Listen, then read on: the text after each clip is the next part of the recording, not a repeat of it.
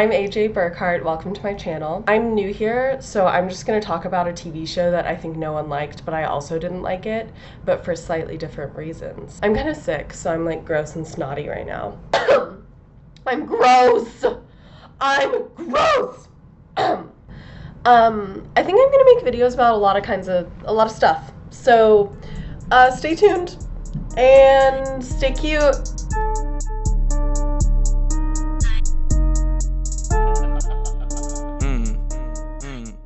I'm going to be talking about the 2022 Netflix show, The Pentavarate, which Mike Meyers wrote, directed, and acted as like 87% of the characters in.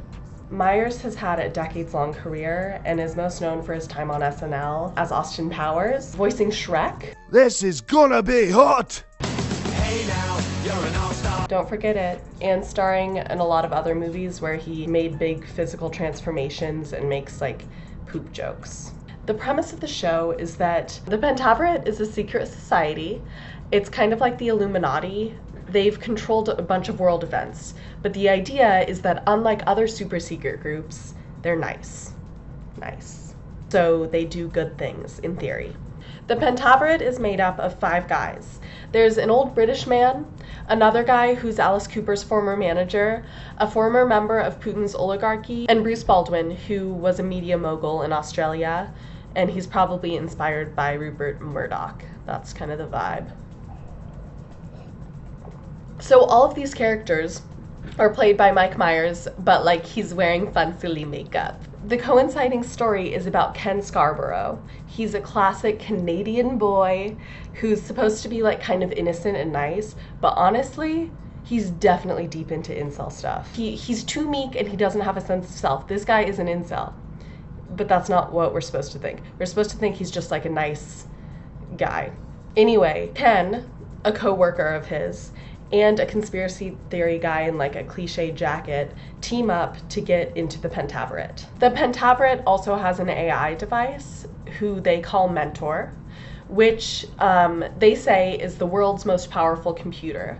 Apparently, Mentor goes beyond artificial intelligence because it contains a human soul. Ooh. That's like really fucked up and the show never addresses it. Imagine having to sit there listening to Mike Meyers make poop jokes in a bunch of different wigs forever. That's torture. If I had to critique the comedy, I'd say I think poop's funny once, not 12 times, not even 3 times in one episode. Like, it's like, okay, we get it, poop. So we find out that Mentor compiles all of the world's knowledge, whatever that means, and calculates the probability of the most accurate version of the truth to create a universal set of agreed upon facts. What does this even mean? Yes, there's like a scientific process by which we can like come to scientific facts, but with a lot of things don't work like that aren't like quantifiable in the same way. But anyway, good old Bruce is going to sell Mentor to the most powerful world leader who bids the most. Whoever buys it, he explains, can use it to lie about reality, basically, to benefit themselves. And okay, here, wait, no. If you're a world leader, and you bought Mentor, you would first have to convince the public that Mentor does tell the truth, and then you'd have to make it lie. That's a huge endeavor. I would pay like $25 max for that. In the Pentavarate, I think what's really going on beneath the show is that Mike Meyers is reckoning with a new political reality. Mike Meyers' show revolves around big issues like climate change, race and gender discrimination, and the role of people in power. But the solutions he provides always end up either blaming or uplifting the individual, and that is it. Because he never addresses the fact that these problems are systemic. They're related to these huge interwoven networks, and solutions need to be systemic as well. I saw this most obviously in 3 instances. Topic 1. Bruce's reason for selling out is essentially that people don't deserve the truth. That's what he says. I'm doing this too much. It's my first time. It's my first try. Just let me do this. Good old Bruce says that we, meaning everyone in the world except for the most powerful few, don't deserve accurate information. Bruce gives us 2 reasons for his belief that we don't deserve accurate information. First, he says that people are too addicted to their smartphones to check facts. So, what's the point of trying to help people when they don't even want to help themselves? The second is that we are stupid and we give away our privacy online just to be mindlessly entertained. And we don't care, he says. Do we not care? Like, I feel like a lot of people know about these kinds of issues and care a lot. We just aren't given any other options. Like, in order to live just as a regular person, you have to sign up for websites that are going to sell your data. So it's more of like a systemic thing, right? Than like a personal choice. Wouldn't you say, Mike? Yeah, you're right. I'll change the show and add you as a character. Okay, thank you. Thanks, Mike. I also don't necessarily think that rich people in charge of our media corporations are considering whether or not we deserve the truth. I don't know if they really care about what we deserve. I'm assuming they're focused on getting as much profit as possible. You know, like that's kind of what they are built to do. And that's also a huge problem, right? We live in a world that uses a lot of things and people exclusively for profit. So a good response to Bruce's argument to justify a terrible deed could have been addressing things in a big picture way. But Mike Meyers' solution, once again, doesn't address any of these larger ideas. Instead, he focuses on individuals. In the finale, the protagonist, Ken Scarborough, says, "The public needs to trust the experts, but the experts need to serve the public." And this seems like the point that Mike Meyers really wants to get through to us. Blaming the experts? Is that the point? That feels really weird, considering that like a lot of political agendas that are rooted in a dependency on huge amounts of money and power are causing a lot of clouding of well-researched scientific data. It's not really the individual researchers who are at fault a lot of the time, as much as it is systems that they're beholden to. Argument 2. The way the conspiracy theorist character is lectured also puts an undue burden on the individual. In the last episode, Bruce Baldwin lectures the conspiracy theorist. Yes, the jacket one, the very same one.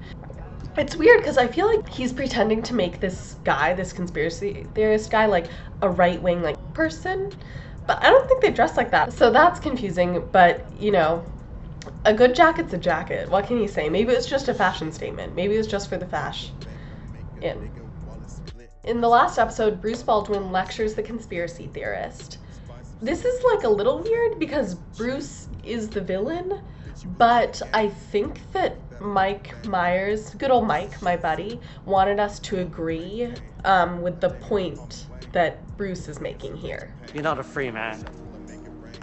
You're a slave. You're a slave to every conspiracy theory that says that there's an other keeping you down.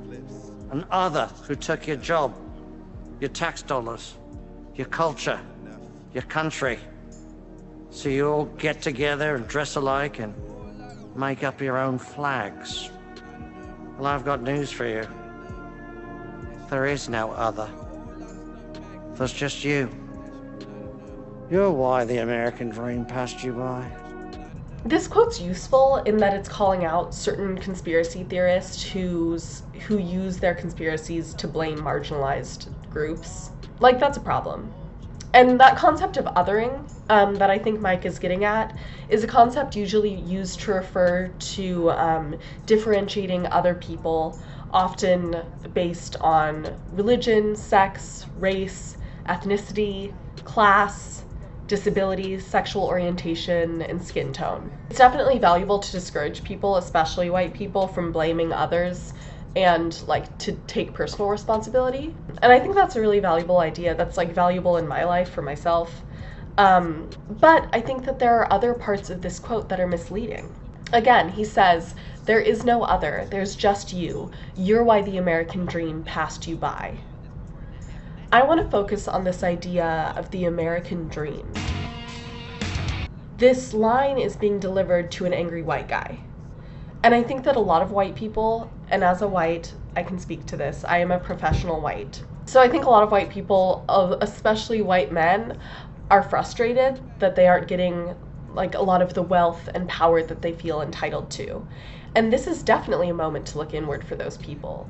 because that feeling of entitlement very well might be rooted in internalized white supremacy and patriarchy.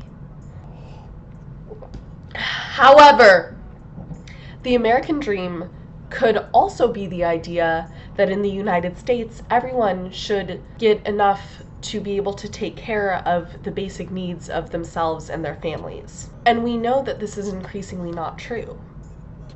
And despite Mike Meyers' quote, it's not any one person's fault. And I think this underlying feeling, of like not as hard as you're working, still not getting a lot of basic needs met, I think that can be the source of anger. And blaming other groups of people who are like all similarly or more marginalized is obviously wrong. The thing that's kept many of us from feeling like we've reached a certain level of basic financial security has to do with systemic issues. We live in a system that is increasingly unregulated, where rich people are able to pay a bunch of poor people very low wages so that the rich people themselves can profit a lot. This feels like a different issue that goes unaddressed in Mike Meyers' show.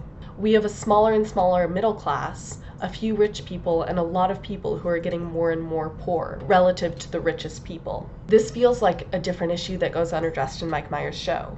We all know that lower and upper classes are getting more divided, and that includes white people, though race is a big factor in wealth disparity. In truth, most of us, particularly those at more marginalized identities, were never designed to achieve the American dream. It's an issue of a system designed to keep a few people rich and a lot of people poor, so that those few can profit off of the masses. So no, it's not just you, conspiracy boy. It's an entire system. And I think it's really harmful not to point that out.